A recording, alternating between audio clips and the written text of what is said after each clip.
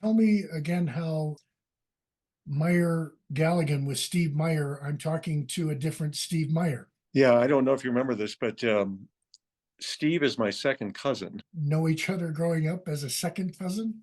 We did. We had a couple of big family parties because he comes from a big family, and so do I. So he would have been my grandfather, the brother, named Al Meyer. Al Meyer had, I don't know, I don't even know. He had a lot of children, maybe seven, maybe 11. I don't remember the number, but one of those was Dick Meyer, the other Steve Meyer's dad we're speaking of.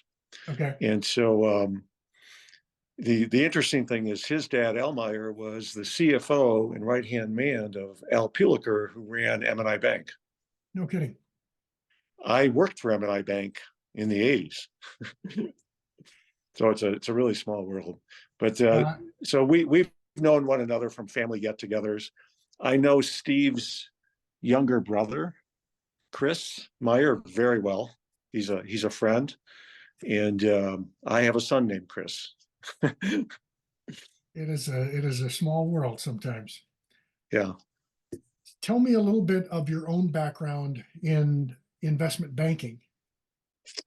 I have one of those, I don't know, in fairness, but I have one of those very diversified backgrounds. I spent almost 10 years in manufacturing prior to banking for a variety of companies, I think 5 different companies.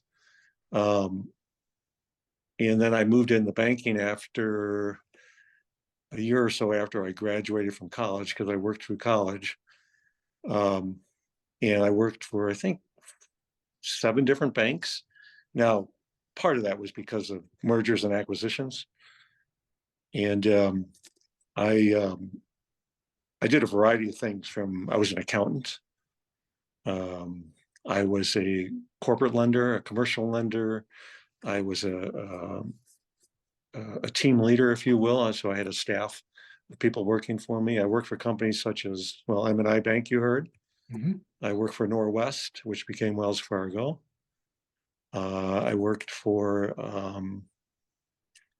I forget here, LaSalle Bank in Chicago, and then JP Morgan.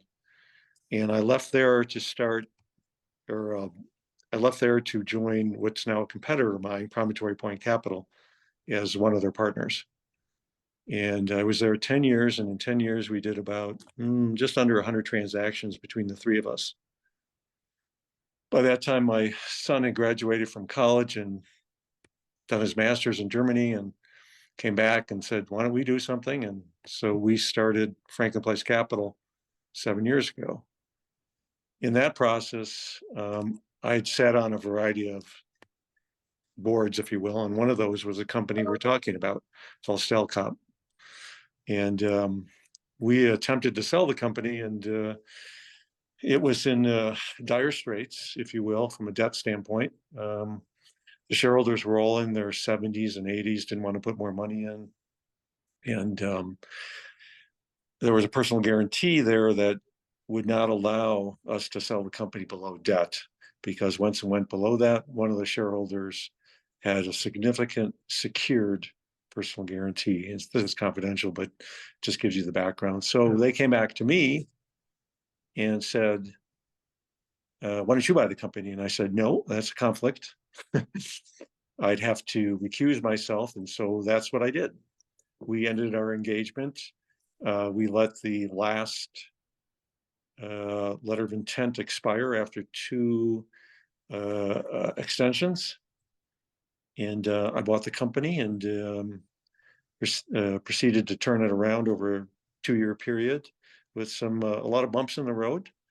And then I eventually got sick, probably sick and tired of traveling down to Indiana every week and living in a hotel. But I did get physically sick. I thought I had cancer.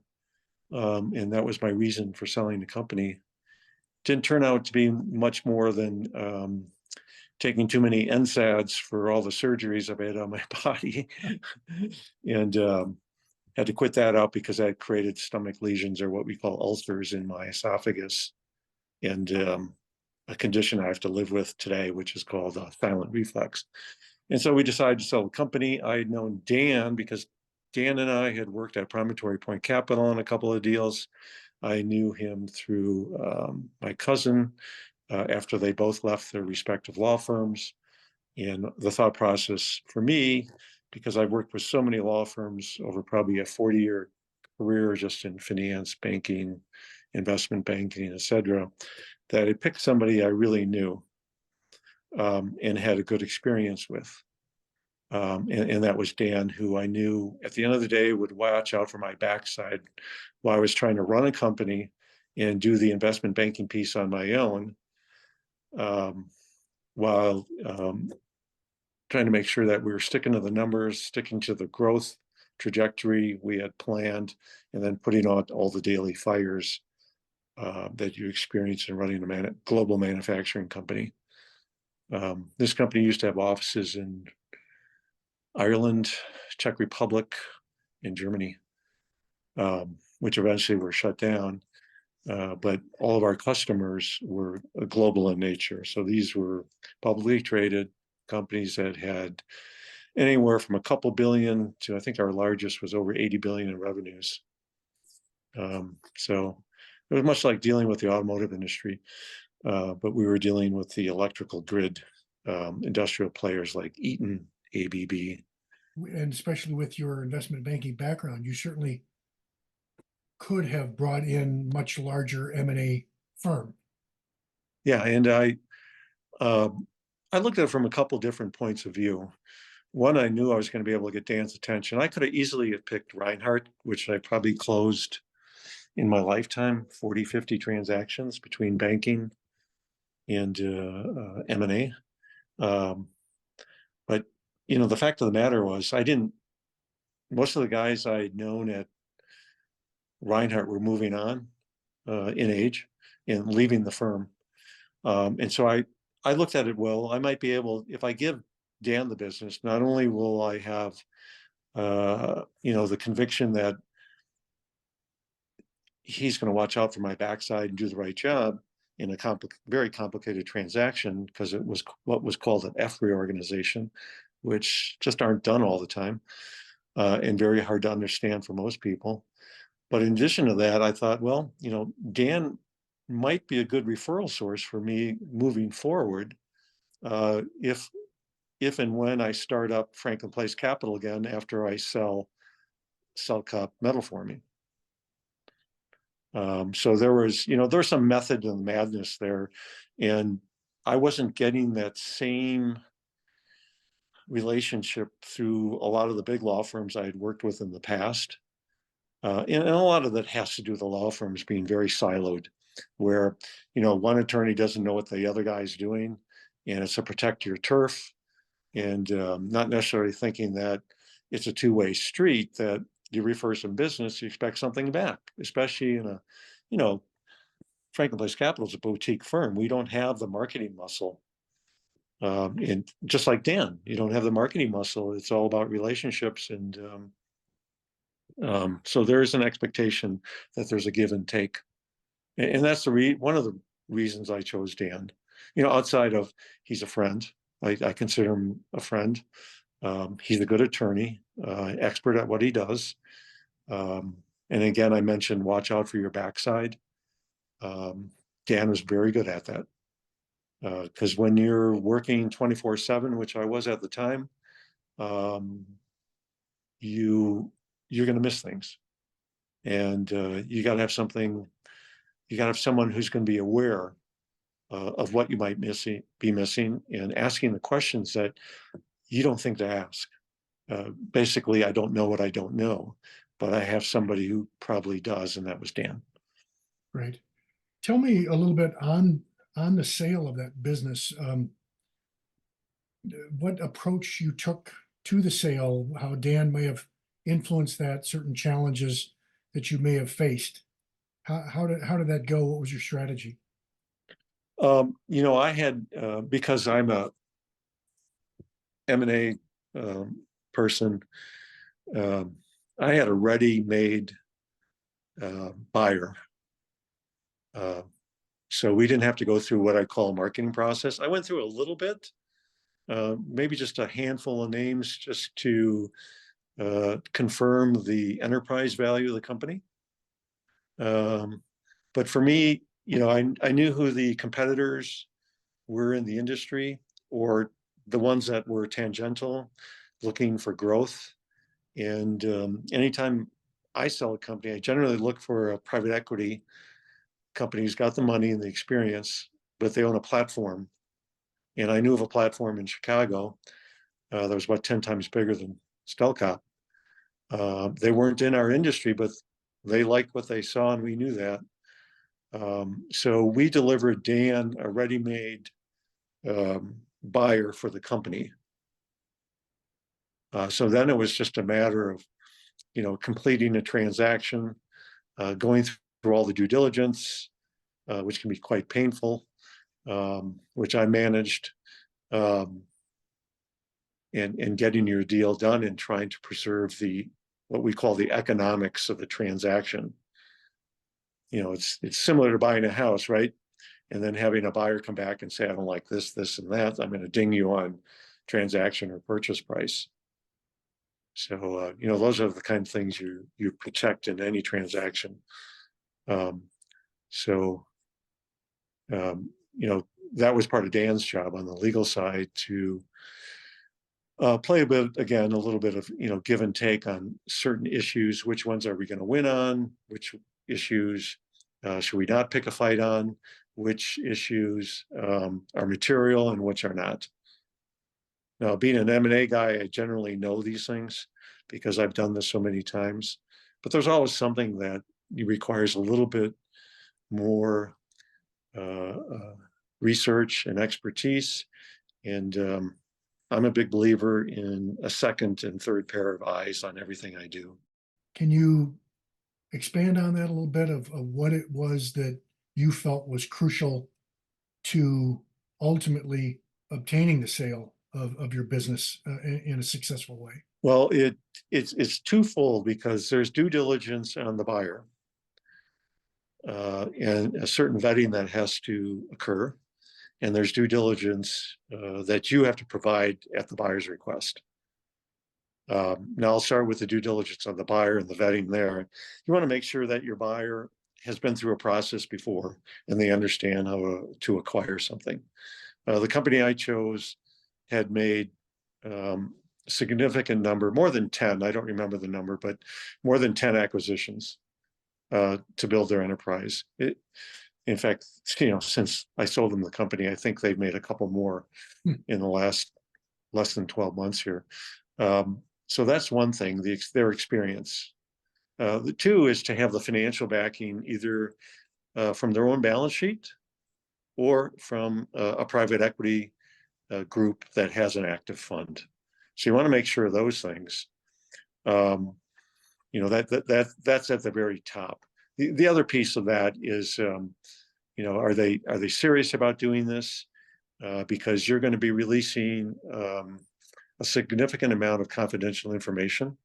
So you want to make sure, from both a legal standpoint and from the standpoint of you don't want to infect your employees, your customers, your suppliers with any knowledge that your company is for sale.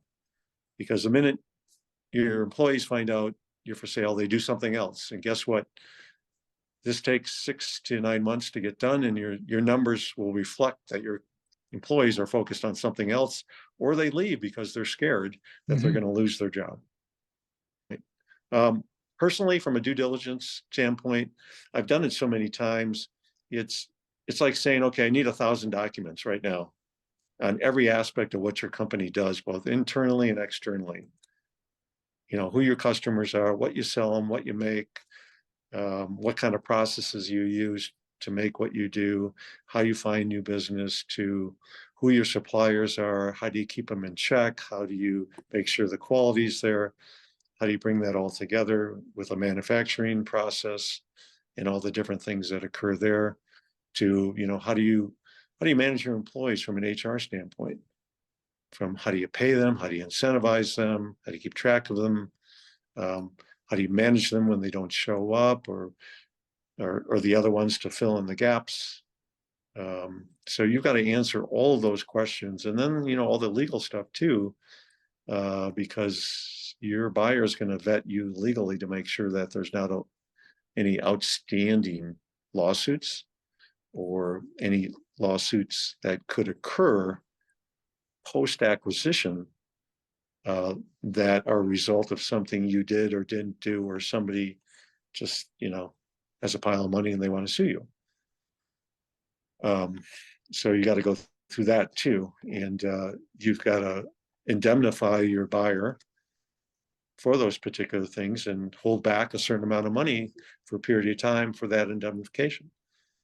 Usually about a year to 24 months. So a lot going on there in terms of due diligence, from operating, financial, legal, to HR and people, operations. You can go down the list. Most good buyers want to know, if there's a piece of dust in your closet at your factory, is it a liability or an asset? Is it going to bite me or help me?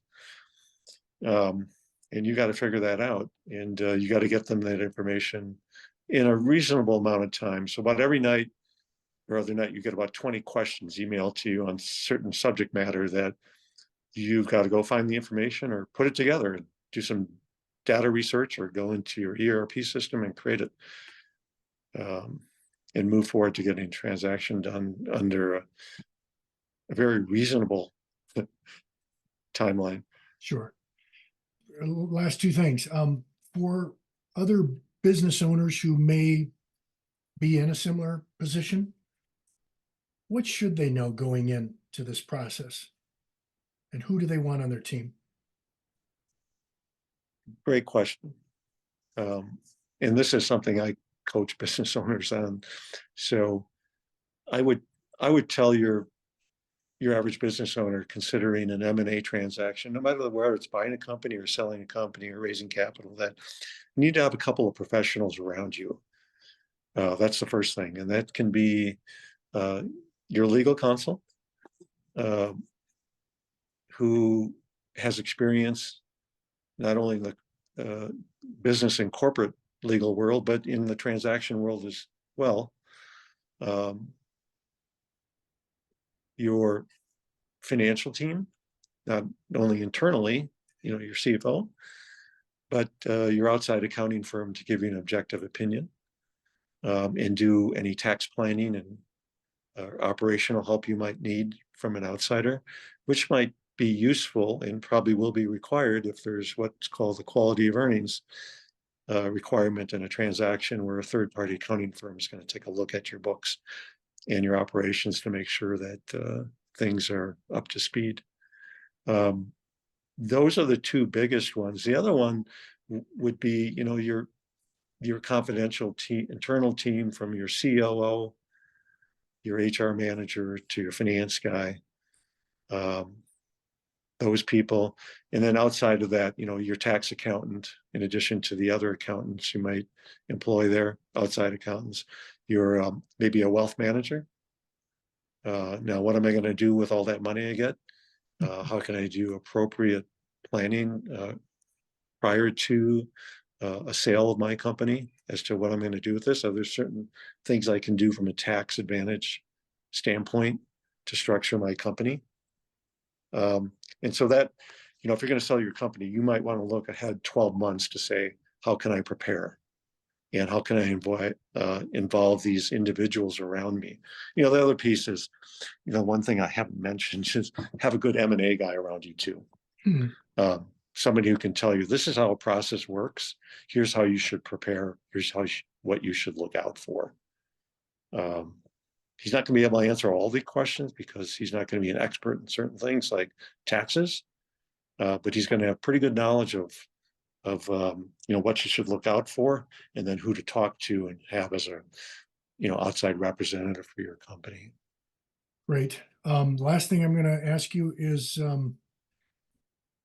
could you recommend Dan, and why should people believe what you might say? Yeah, I mean, and I'm happy to do that. Another great question. And the way I would phrase that is that in the world today of transactions, especially successful ones, that's the measurement. Did my transaction close? Did I get what I thought I was going to get out of that transaction? And was I reasonably protected during that transaction to make sure that I didn't sign up for some things that didn't make sense for me? So, I'm just going to give you a good example of that.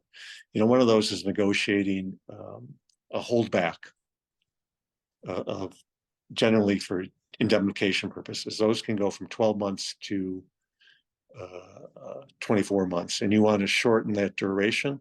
And then you want to make sure that that holdback is in a joint account. It's usually a big number. It's usually 10 to 15% of the purchase price. And then you want the elapse of time to allow the release of those funds versus somebody else has to approve it, like the buyer.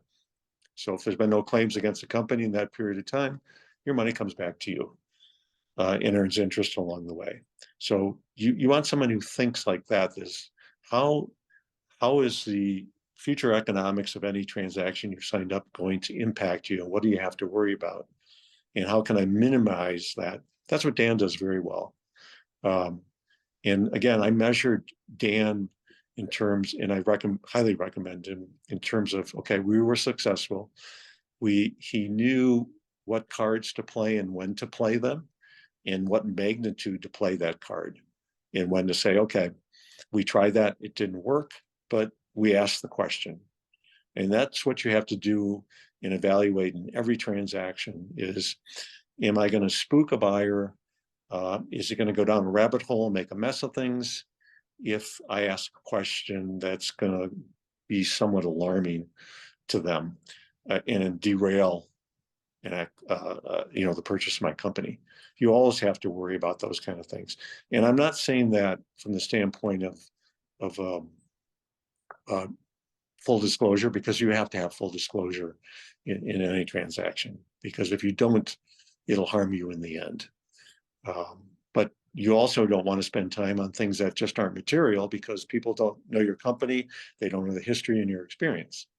And Dan was very good at that. So, I highly recommend Dan from just a variety of reasons, from his expertise, from his knowledge, but just his personality in terms of how balanced he is in a transaction. Those kind of things where he's not going to have this big variance from having an up or a down, which I've seen some attorneys do, but just kind of methodically come at something and think it through and be calm and helpful. That's a huge chunk of any transaction, is someone that can come back to you when you're busy as heck, and you're working 24/7, and you've got to spend. And I didn't mention this before, but one of the, and I'm kind of segueing just a little bit here, Mike, but one of the recommendations for any business owner is that, that 100% of your time you spend running your company, you got to have another 20 to 25% of your time in an M&A transaction. Sure. That's just how life's going to be. And Dan recognized that, and that you would be stressed during that process, and that his role is to offer the best advice possible, to explore solutions to all the different variables and issues that come up, and then get it to move forward in a very articulate, calm way. And plus Dan's a friend, and most people become friendly with the folks that work with them in a transaction because they spend a lot of time with one another. And if you're spending time with somebody that is helpful, they're easy going, and easy to get along with, it makes that transaction so much more smoother. Well, given the stress that you were under, physically and otherwise, I assume that would be of prime importance. Yeah, it especially for me, you hit it right on the head, Mike. Is that physically not feeling well, spending just a ton of time, and then all the extra time to make a transaction happen, and then like tomorrow you'd find out you'd have a meeting with the buyer with 5 of their people from different areas, and you have to figure out, okay, what does each one of these guys want? Are they going to do a depth charge on what they want and go completely in detail, because you're talking to somebody that is focused on one particular area of their company and they're going to give it the old college try. So you get a lot of that in a transaction, and those things can kind of spook you and catch you off guard, especially when you don't have time to prepare. And that occurs a fair amount. Well, I appreciate you taking the time out here